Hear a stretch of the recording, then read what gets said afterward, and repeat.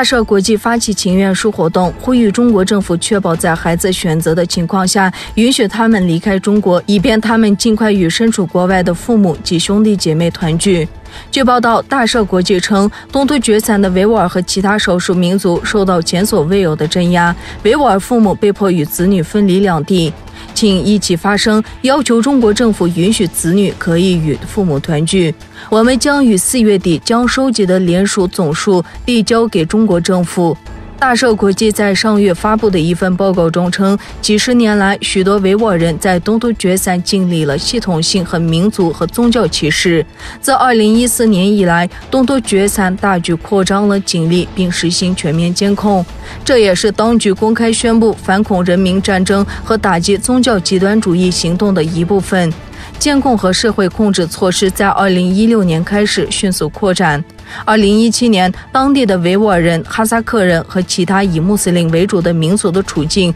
变得越发艰难。自那时起，估计有100万或以上的人被任意拘押在东突厥散的教育转化中心或职业培训中心，遭受各种形式的酷刑和虐待，包括政治教化和强制的文化同化。这种压迫人民的大规模拘押行动和有系统的镇压，让身为父母的维吾尔人无法返回东突厥散照顾自己的孩子，他们的孩子也几乎不可能离开中国到国外与他们团聚。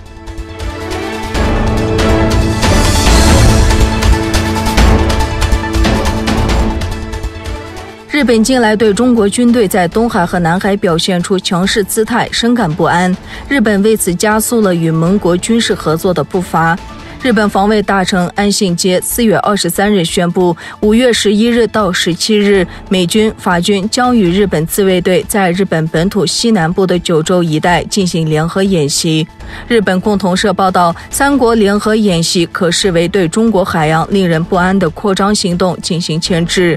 岸信夫还表示，航空部队也将参加演习，在九州西方的海域与空域进行。同时，法军海军与海上自卫队也将进行共同演习，以强化3国之间的军事合作，进一步提高日本自卫队防卫岛屿的战术与能力。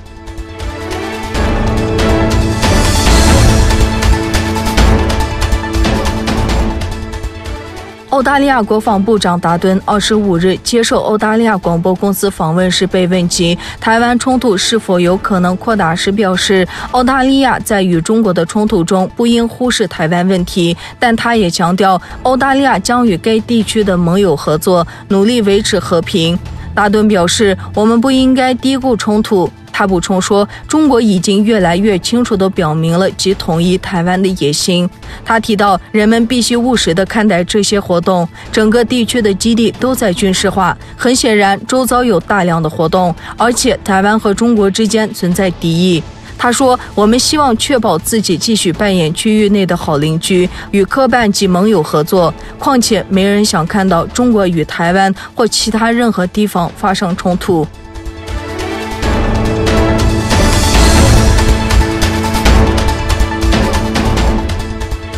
中国外交部发言人王文炳26日主持外交部例行记者会，有记者提问，近期美国对俄出台大规模制裁，驱逐10名俄外交官，一些欧洲国家也相继驱逐多名俄外交官，俄方采取了必要回应措施，请问中方对此如何评价？王文炳表示，中方历来主张国与国之间通过平等协商妥善解决分歧，我们反对动辄使用单边制裁或以制裁相威胁，这是强权霸凌的做法，不得人心，日益遭到抵制和反对。中俄是新时代全面战略协作伙伴关系，在维护各自主权安全和发展利益上，双方将继续互相理解、互相支持。